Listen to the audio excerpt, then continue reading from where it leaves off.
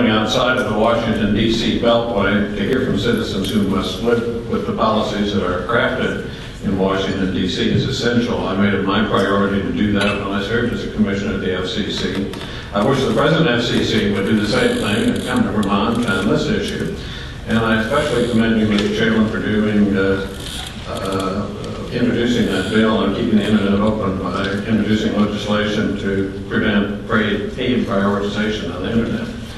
More and more people now understand that the internet is the most opportunity-creating tool of our time.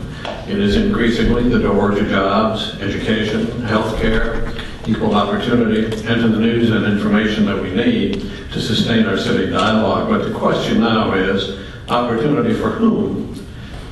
Isn't that going to be the tool of the many that helps us all live better? Or will it become the playground of the privileged few that only widens the many divides that are creating stratified and unequal Americans? Are we heading toward an online future with fast lanes for the 1% and slow lanes for the 99%? Well, it's decision time. And it's decision time now because the Federal Communications Commission is considering rules that would permit giant internet service providers like Comcast, Verizon, and AT&T to create fast lanes for their business partners and friends who can afford to pay what will inevitably be very heavy freight, while startups and innovators and potential competitors are priced off the express lane. The fate of the internet will be decided in the next few months, and what's decided in those few months might be very, very difficult or impossible to undo. So this is the time now for concerned citizens to be speaking out. When gatekeeper control partitions the internet, everyone other than the gatekeeper suffers. Consider what a tremendous engine the internet can be for small business growth. You know that right here in Vermont. We've got Vermont Country Store. I'm going to testify this morning. We've all heard about Potmaker Kitchen and delicious and delectable jams and jellies they sell online. Expensive fast lanes for the few could really jeopardize and ruin the entrepreneurial opportunities that companies like this have developed for themselves. Extend that across the country, and you begin to see the enormous economic opportunity costs that gatekeeping entails. The same gatekeeping forces will be able to throttle innovation in other areas by foreclosing new developments, for example, of distance learning that would grant rural schools of Vermont's Northeast Kingdom access to state-of-the-art lectures from the university here in Burlington. We can't build thousands of new needed businesses. We can't have top-notch education for our kids. We can't get America out of the economic rut it's in when the one tool that can help make it all happen is controlled by a handful of communications and media giants whose main concern is the bottom line of the company's quarterly report. How do we get here? For openness, public policy has too often worked against the internet. First, we witnessed years of telecommunications and media consolidation, wherein a few giant companies gobbled up small competitors and built monopoly markets across the nation. They wielded armies of lobbyists and wheelbarrows filled with money to win government approval of these mergers and acquisitions, and the FCC almost always acquiesced. Secondly, the FCC consciously decided against meaningful public oversight of broadband and the internet.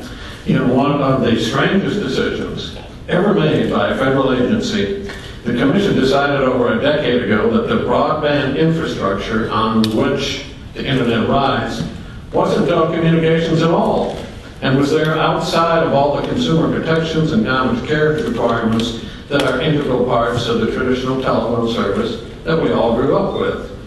Those protections were part of Title II of the Telecommunications Act, where they refused to put broadband. But that's where broadband telecommunications belongs. And until the FCC puts them there, clearly and strongly, we're not going to have an open internet. Title II classification is the prerequisite of an open internet. It is the essential first step. And it's not the guarantor of internet freedom, it's the first step. There is no clever other new way to get this done. Why does the FCC contemplate all sorts of new and novel ways? Once we classify broadband, then we have to go on from there to deal with other challenges to the open internet. such as the interconnection and peering arrangements that determine how content accesses and gets distributed across the net. Because discrimination and blocking can take place upstream just as easily as in that last mile between the internet service provider and your house. And I don't think consumers really care too much where that discrimination occurs. If it occurs, it costs them. And then, of course, and this goes back to my passion at the FCC, we have to find our way back to a more competitive broadband environment by saying no to the endless torrent of mergers and acquisitions that is distorting not just our communications, but our democracy. These combinations are a major reason why your country and mine has gone from broadband leader 15 years ago to broadband laggard today, number 15 in the world, according to the OECD. Some other rankings measure different things like speed and price have us in the 20s, the 30s, the 40s. I saw one the other day, 55th. And now these telecom titans are proposing more mergers to further stifle competition, ration their broadband, and extract monopoly rents from consumers. In the end, this all comes back to democracy. Free expressions and democratic engagement suffer in a gated internet. Consigning alternative, nonprofit, and dissenting voices to slow lanes makes it harder for users to access different kinds of information. Moreover, since we now use broadband to both consume and produce, paid prioritization schemes hinder the ability of citizens to speak out and really have their voices heard. An internet controlled and managed for the benefit of the haves discriminates against our rights, not just as consumers, but more importantly, as citizens. Allowing powerful ISPs or joint internet companies to control what we see and share on the internet is inimical to the health of our nation. If an ISP can slow down or block those sites who refuse to play the game, if they can decide that some good cause or advocacy group they disagree with should be voted off the net, then we have starved the nourishing potential of this technology and truncated the rights of citizens to share in a communications revolution that should be more about we the people than it is the privileged few. I want an internet where BT Digger and its deep dive investigative journalism can get to me just as quickly as some huge corporation's infotainment babble. Yes, I feel strongly about this.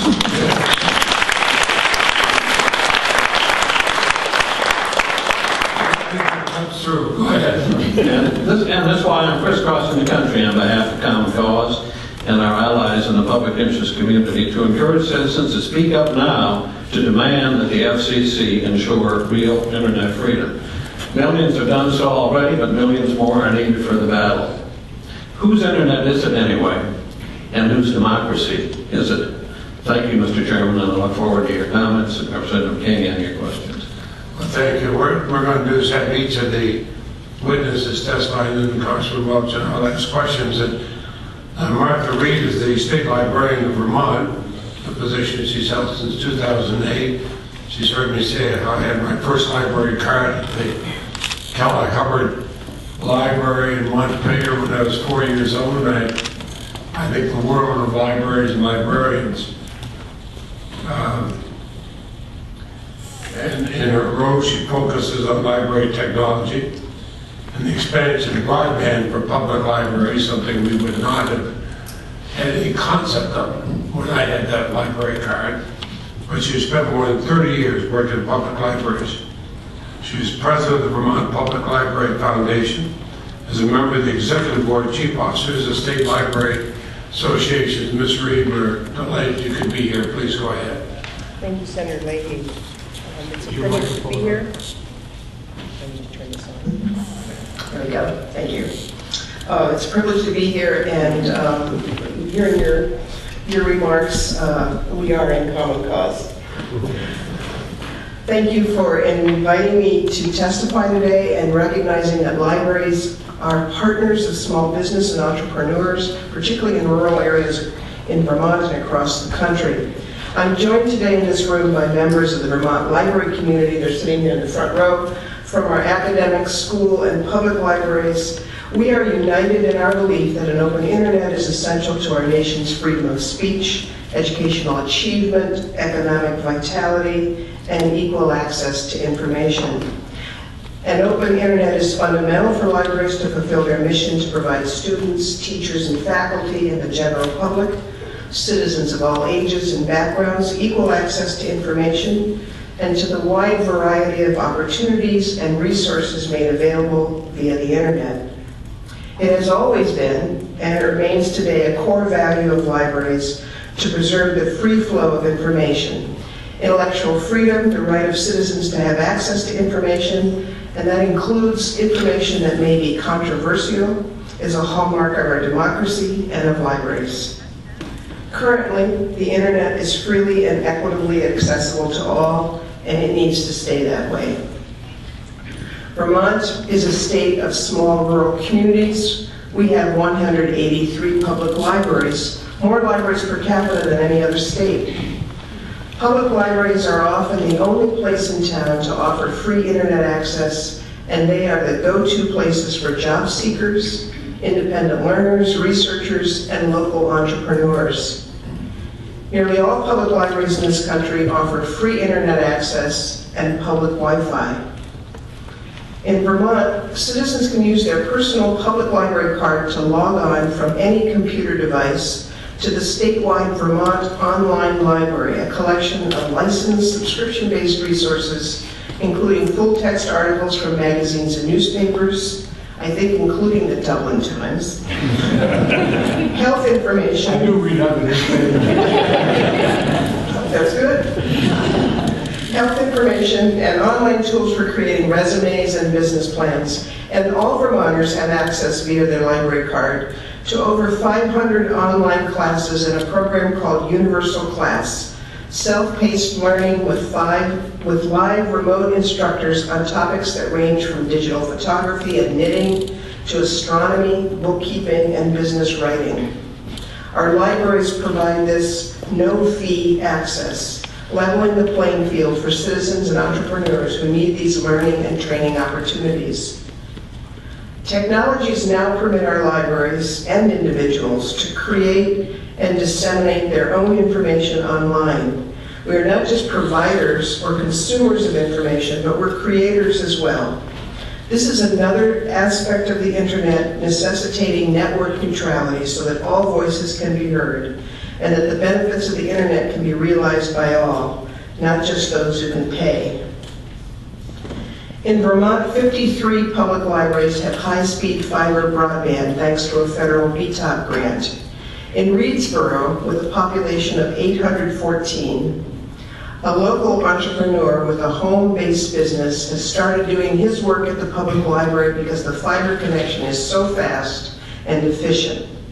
National studies show that citizens often choose to use public library internet and Wi-Fi even if they have it at home. And in the past year, 14 Vermont public libraries, and I'd like to note that the Kellogg Hubbard and the Heartland Public Library are among those 14, have launched free community video conferencing. These libraries have hosted no-fee online distance interactive business seminars, distance job interviews for individuals, and online meetings and trainings. This is a web-based service, so unimpeded internet access is critical. Internet resources must be both affordable for libraries and freely accessible to those we serve. Without the open internet, there's a danger that libraries will face higher service charges for so-called premium online information services, and this would, in turn, place limitations on the amount or the quality of information that libraries can provide to their users. There simply cannot be a system of tiered internet access in this country that would set limits on bandwidth or speed because of paid prioritized transmission. Such a scheme would only increase the gap that already exists between the haves and the have-nots, and would create friction and, in some cases, insurmountable obstacles for citizens to get the information they need. Bowing to powerful corporate interests that would take control of the internet pipes would put libraries and the millions of citizens they serve at risk. Imagine the consequences. Libraries would be forced to just turn off access to vital information for those who need it most. We cannot afford a society where information is available to only those who have deep pockets. I have spent my entire professional life working in libraries to ensure that information resources are freely available to all citizens on an equal basis. All Americans, including the most disenfranchised citizens, those who would have no way to access the internet without the library, need to be able to use internet resources on an equal footing. Here's the bottom line. We need legally enforceable rules that will protect the open internet. I'm addressing this to all the senators on the Judicial Committee. Senators, you have an opportunity to do the right thing for America. You have a choice to advance the work of our libraries and other learning institutions and to protect citizen access to the internet, or to take that right away and to give these opportunities only to those citizens or entities which can pay. As a representative of the state of Vermont, who works with libraries statewide and with other state librarians across the country, and as an American citizen, I expect you, the members of this committee, to make the decision that is best for all of us and which strengthens our country.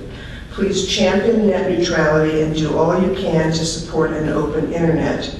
Americans everywhere will thank you for your vision and your steadfast defense of our most cherished freedoms. And I want to thank you, Senator Leahy, for your leadership on this issue and your introduction with Congresswoman Matsui of the Online Competition and Consumer Choice Act of 2014 takes us in the right direction, and I applaud you for your stance on supporting the open internet. Thank you. Thank you.